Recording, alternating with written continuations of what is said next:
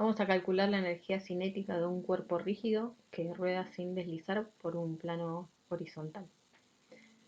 Entonces, la idea de este ejercicio es básicamente mostrarles que si bien tenemos tres expresiones distintas para la energía cinética, uno puede comparar uno con otras cambiando el punto desde donde se mira el movimiento. Entonces, supongamos que tengo un cuerpo que rueda con masa m y radio r y el centro de masa se mueve con velocidad del centro de masa y gira con velocidad angular omega, y como estamos diciendo que rueda sin deslizar, va a existir entonces un eje instantáneo de rotación desde donde la velocidad en ese punto vale 0. Entonces, si escribimos la condición de rodadura, nos va a quedar que la velocidad del centro de masa es omega por r. En estos esquemas se ven los campos de velocidades desde el centro de masa. En esta rueda tenemos el movimiento de rotación alrededor del centro de masa. Acá estaría este punto fijo y la rueda estaría rotando con respecto al centro de masa. Y además el eje que pasa por el centro de masa y todos los puntos de la rueda se mueven con velocidad centro de masa hacia la derecha. Desde el centro de masa tendría un término para la traslación y un término para la rotación.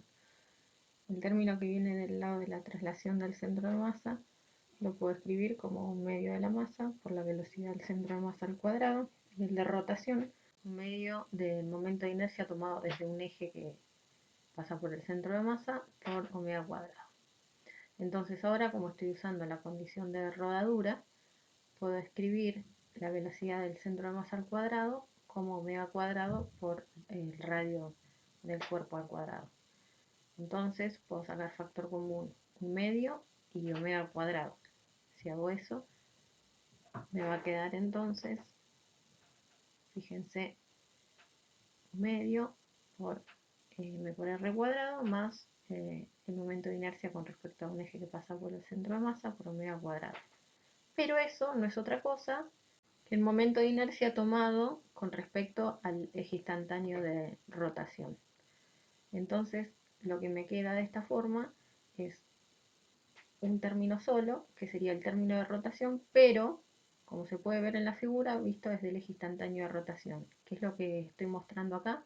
Básicamente, que la composición de una rotación y una traslación desde el centro de masa se puede ver como un movimiento de rotación pura, pero alrededor del eje instantáneo de rotación. Entonces, si ahora hacemos el mismo procedimiento, calculamos la energía cinética de este cuerpo rígido, pero con respecto al eje instantáneo de rotación, como la velocidad de un punto del rígido justo ahí es 0, entonces vamos a tener solo un término para energía cinética que va a ser el término de rotación. Entonces lo vamos a escribir como un medio del momento de inercia con respecto a un eje que pasa por ese punto por omega cuadrado.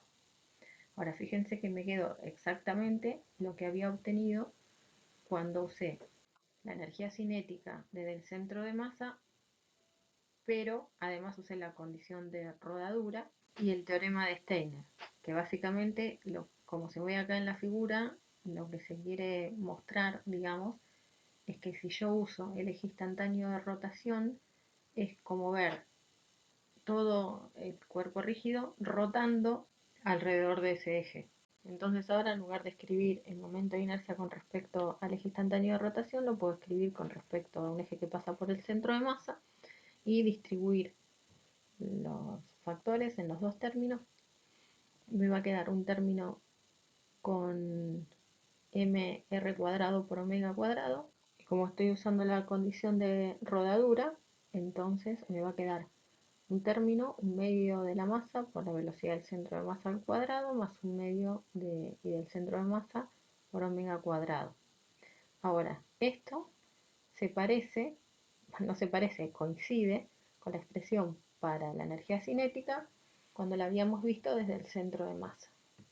Esto era lo que yo les quería decir al principio, cuando les contaba en el video anterior que no es que sean distintas energías cinéticas, son distintas expresiones para la misma energía cinética, pero en un caso calculada desde el centro de masa y en otro caso calculada desde el eje instantáneo de rotación.